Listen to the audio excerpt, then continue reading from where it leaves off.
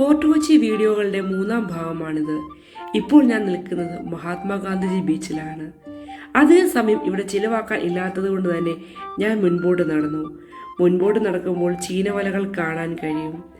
ഇത് ചൈനയിൽ നിന്ന് വന്നതാണെന്ന് ഒരു കൂട്ടരും, അല്ല പോർച്ചുഗീസ് തന്നെയാണ് ഇത് ഇന്ത്യയിൽ ഇൻട്രൊഡ്യൂസ് ചെയ്തത് മറ്റൊരു കൂട്ടരും പറയുന്നുണ്ട്. കാര്യം എന്തു തന്നെയായാലും ഇത് മെല്ലെ ഉയർത്തുന്നതും താക്കുന്നതും ഒക്കെ കാണാൻ ഒരു പ്രത്യേക ഭംഗിയാണ്. ഇതിൽ നിന്ന് ലഭിക്കുന്ന മീനുകളാട്ടെ തൊട്ടടുത്തുള്ള ഫിഷ് സ്റ്റോളുകളിൽ തന്നെ കച്ചവടം ചെയ്യുന്നുണ്ട്. ബീച്ച് വോക്ക്വേയിലൂടെ നടക്കുമ്പോൾ കാണാവുന്ന മറ്റൊരു രസകരമായ കാഴ്ചകളാണ് ഇവിടെ കൂട്ടം കൂടിയിരിക്കുന്ന പ്രാവുകൾ.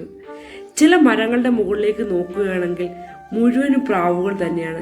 ഇലകൾ ഉണ്ടോ എന്ന് പോലും സംശയം തോന്നാം. ബീച്ച് വോക്ക്വേയിലൂടെ മുൻപോട്ട് നടക്കുമ്പോഴാണ് മനോഹരമായ ഈ വ്യൂ പോയിന്റിൽ ഞാൻ എത്തിയത്. എൻ്റെ പിറകിൽ നിൽക്കുന്നത് ആരാണെന്ന് നിങ്ങൾ കണ്ടോ? ചില ടിബറ്റൻ സന്യാസി വിദ്യാർത്ഥികളാണ്. എല്ലാ വർഷവും അവരിവിടെ എത്താറുണ്ടത്രേ. അവർക്കൊക്കെ വളരെ പ്രധാനപ്പെട്ടതും പ്രിയപ്പെട്ടതുമായ ഒരു സ്പോട്ടാണ് ഈ ഫോർട്ട് കൊച്ചി.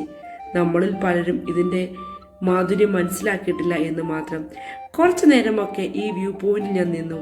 കടലിന്റെ ഭംഗിയും പോകുന്ന ഷിപ്പുകളെയും ഒക്കെ ആസ്വദിച്ചു. പിന്നെ നേരെ പോയത് സെയിന്റ് ഫ്രാൻസിസ് ചർച്ചിലേക്കാണ്. പക്ഷെ ഞാൻ ചെന്നപ്പോഴേക്കും പള്ളി അടച്ചിരുന്നു. അതുകൊണ്ട് തന്നെ വാസ്കോഡ ഗാമയുടെ ശവകുടീരം കാണാൻ കഴിഞ്ഞില്ലെങ്കിലും വാസ്കോഡ ഗാമ താമസിച്ചിരുന്ന വാസ്കോ ഹൗസിലേക്ക് പോകാം എന്ന് വിചാരിച്ചു.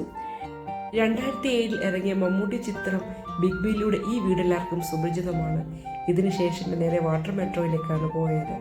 അവിടുന്ന് നേരെ നാട്ടിലേക്ക് തിരിക്കുകയാണ്. ഈ കാഴ്ചകൾ ഏറെ ഇഷ്ടപ്പെട്ടു എന്ന് വിശ്വസിക്കുന്നു. Thank you.